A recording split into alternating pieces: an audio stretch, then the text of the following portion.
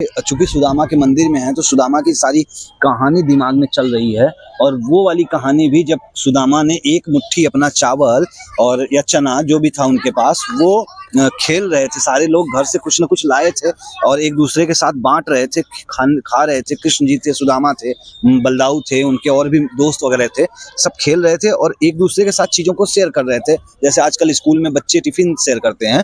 तो सुदामा के पास जो चना था घर से लाए थे, सुदामा ने अपना चना ऐसे पीछे हाथ में छुपा लिया और उन्होंने ऐसा प्रतीत होने दिया कि उनके पास कुछ भी नहीं है।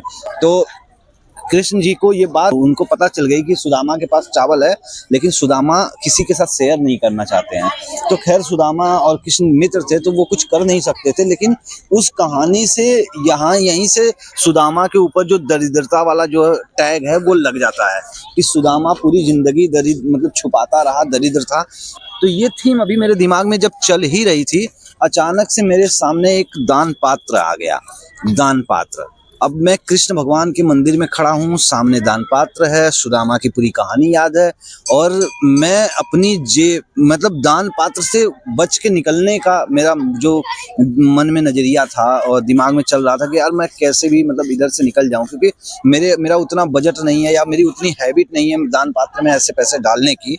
तो इस दुविधा ने मुझे घेर लिया और मैं सोचने लगा कि यार कहीं उस वक्त का सुदामा आज मैं तो नहीं बन बैठा हूँ, मैं भी ऐसे ही पीछे छुपा रहा हूँ। कृष्ण भगवान ये ना कहने कि यार जा तू भी दरिद्र रहेगा, जिंदगी भर दरिद्र रहेगा। तो ये दुविधा बहुत भारी है। और इत्तफाकन 2 नोट थे मेरे जेब में, एक नोट था 50 का और एक 500 का।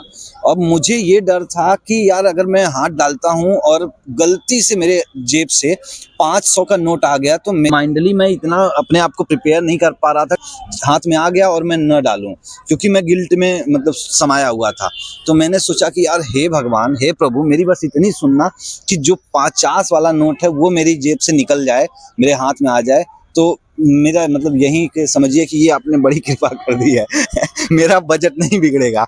तो भगवान ने वो सुनी और मेरी जेब से जो नोट निकला हाथ से वो 50 का ही निकला और मैं वहाँ दान पात्र में डाल के चला आया। तो आमतौर पे मैं बच जाता हूँ, मैं किसी मतलब भिखारी को दे देता हूँ या कुछ मतलब और किसी और तरीके से डोनेट करता हूँ। दान पात्र में मेरी मतलब उतनी रुचि नहीं रही है, लेकिन आज इस दुविधा ने ऐसा घेरा कि मुझे प्रभु ने माया दिखाया और ये मंदिर है। और मंदिर चूंकि सुदामा का है तो सुदामा का यही घर हुआ करता था। और घर क्या होगा, उनकी बस झोपड़ी थी और घर वगैरह कुछ नहीं था। यहाँ पे उस झोपड़ी को उस जमाने में खत्म हो गई होगी तो मंदिर बनाया हुआ है, लोग इधर आते हैं देखने और घूमने। कृष्ण भगवान, सुदामा, उधर ऐसे थोड़ी बहुत थीम वगैरह बनी हुई है। लेकिन चूंकि ये सुदामा का मंदिर है तो आज भी ये दरिद्रता का प्रतीक है और मान्यता मानने वाले लोगों के लिए ये दोस्ती का प्रतीक है।